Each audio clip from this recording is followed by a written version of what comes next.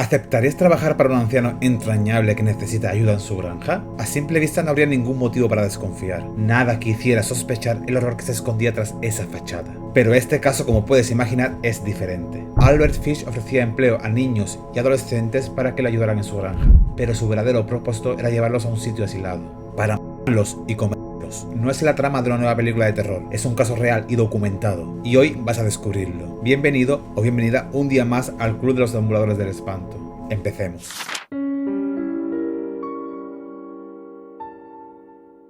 Albert Fish nació en 1870. Su padre tenía 75 años cuando él llegó al mundo y murió cuando Albert tenía solo 5. La madre, incapaz de mantenerlo sola, lo internó en un orfanato. Allí no solo fue testigo del abuso, fue su víctima. Golpes, humillaciones, castigos que iban más allá de lo físico. Pero lo más inquietante fue su reacción. Empezó a disfrutar el dolor, a asociarlo con el placer. Cuando regresó a casa ya no era el mismo niño. Se azotaba con palas, se clavaba agujas en la piel y eso solo era el principio.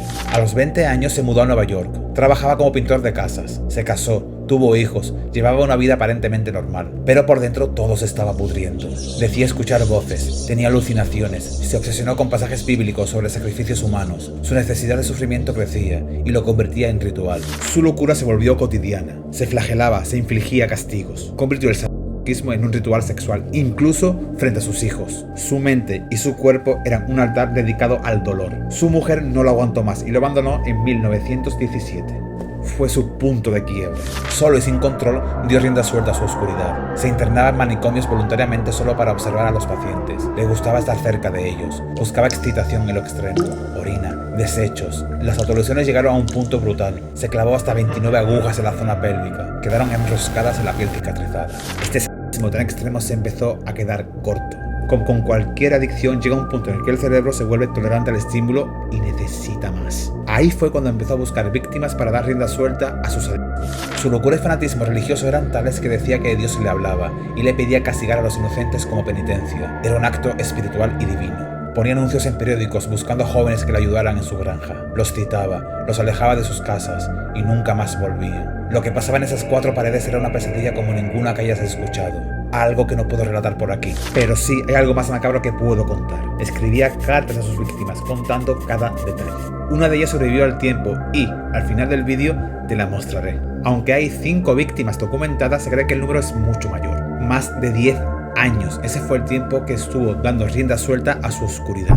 El caso más conocido y el que lo acabó delatando fue el de Grace Booth, una niña de 10 años. En 1928, Albert fue a su casa como respuesta al anuncio de su hermano mayor, que buscaba trabajo. Se presentó con el nombre de Frank Howard, pero al ver la niña cambió de planes. Su aspecto amable, educado e inofensivo hizo que los padres se le creyeran cuando se ofreció a llevar a Grace a la casa de su sobrina para una fiesta. Ese día fue el último en que se vio con vida a la niña. Los policías investigaron hasta la extenuación, pero no encontraron nada. Hasta que 6 años después, la madre de Grace recibió la famosa carta. Ese hecho fue clave. Ella sabía quién era el autor. Los policías la analizaron y dieron con Albert.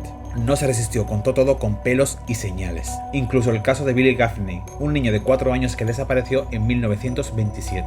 Durante el interrogatorio seguía obstinado en que lo que hacía era una obra divina, un acto que Dios le había encomendado. Nunca mostró arrepentimiento, estaba satisfecho de su obra. Mostró todo tipo de trastornos, alucinaciones auditivas, parafilias múltiples, personalidad antisocial. La defensa intentó alegar demencia, pero el tribunal dictaminó que estaba acuerdo. Fue condenado a muerte y pasó sus últimos momentos en la cárcel de Sing Sing, en Nueva York. Los guardias estaban perplejos. Nunca habían visto a nadie tan tranquilo, sosegado y satisfecho con lo que había hecho. Se pasaba el día hablando y escribiendo sus aventuras. No temía la muerte. Incluso llegó a decir que la ejecución sería el clímax de su vida. Murió en la silla eléctrica el 16 de enero de 1936.